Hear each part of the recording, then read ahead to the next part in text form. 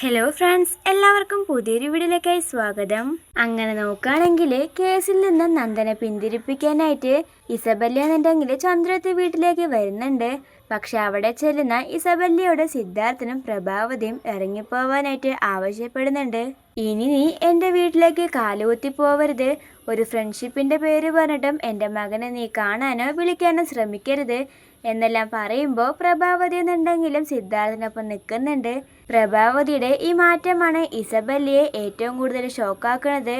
എൻ്റെ മകനെ ഇനി ഒരിക്കലും വിളിക്കരുത്, അവനെ ഒന്ന് കാണാൻ പോലും നീ ശ്രമിക്കരുത് എന്ന് പറഞ്ഞുകൊണ്ട് ഇസബെല്ലയെ അവിടെ നിന്ന് ആട്ടിപ്പുറത്താക്കുന്നുണ്ട്. അവിടെ നിന്ന് നാണം കെട്ട് പോയ ഇസബെല്ല എന്നുണ്ടെങ്കിൽ നേരെ ചെന്ന് ഐസക്കിനെയും കെവിനെയും കാണുന്നുണ്ട്.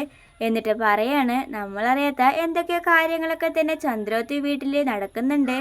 എനിക്കിപ്പോൾ നന്ദനെ ഒന്ന് കാണാനോ വിളിക്കാനോ പറ്റണില്ല, അവനായാലും എന്നോടൊന്നും കോണ്ടാക്റ്റ് ഇല്ല എന്നെല്ലാം പറയുമ്പോൾ ഇത് നീ വിചാരിക്കുന്ന പോലത്തെ ഒരു കേസല്ല ഇസബെല്ല, ഇതിനെല്ലാത്തിനൊടുവിൽ നമ്മൾ തന്നെയായിരിക്കും കുടുങ്ങാൻ പോകണത്.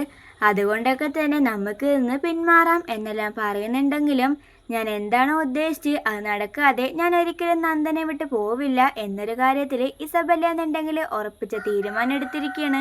പിന്നീട് നന്ദനാന്നുണ്ടെങ്കിൽ ദേവികയോട് ഒരു കാര്യം പറയുന്നുണ്ട്.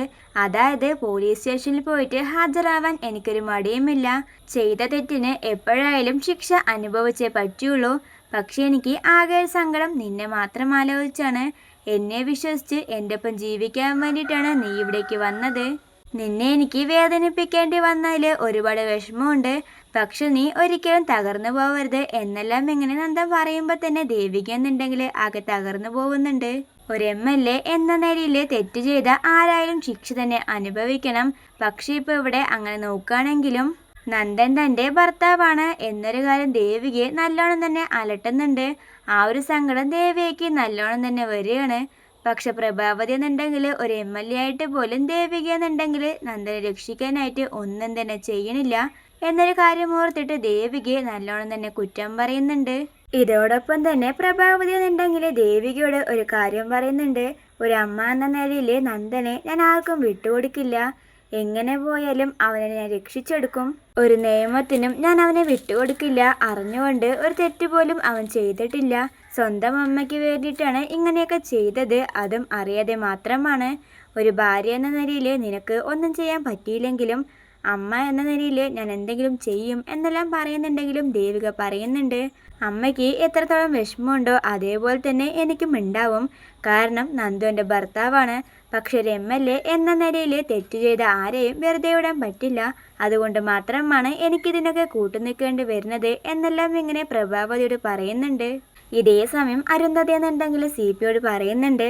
അതായത് നന്ദൻ എങ്ങനെയെങ്കിലും പോയിട്ട് പോലീസ് സ്റ്റേഷനിൽ കീഴടങ്ങിയാൽ നമ്മുടെ ഋഷി വഞ്ചന കേസിന് എന്തായാലും പോലീസ് സ്റ്റേഷനിൽ പോവേണ്ടി വരും, പിന്നെ ഇതൊക്കെ തന്നെ വലിയ പ്രശ്നമായി മാറും എന്നെല്ലാം ഇങ്ങനെ CPയോട് വിഷമം പറയുന്നുണ്ട്.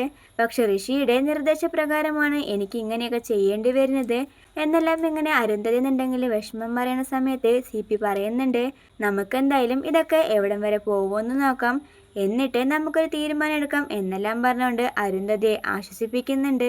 ഇതേ സമയം വക്കീലെന്നുണ്ടെങ്കിൽ എല്ലാ തെളിവുകളും ശേഖരിച്ചുകൊണ്ടിരിക്കുന്നുണ്ട്. ഇസബെല്ലയുടെയും കെവിൻ്റെയും എല്ലാം തന്നെ കോൾ ലിസ്റ്റായാലും എടുക്കുന്നുണ്ട്. ഇതോടൊപ്പം തന്നെ എന്തായാലും തെളിവുകളൊക്കെ ശേഖരിക്കാനായിട്ട് കൂടുതൽ ശ്രമം തന്നെയാണ് ഹരിവക്കീൽ നടത്തുന്നത്.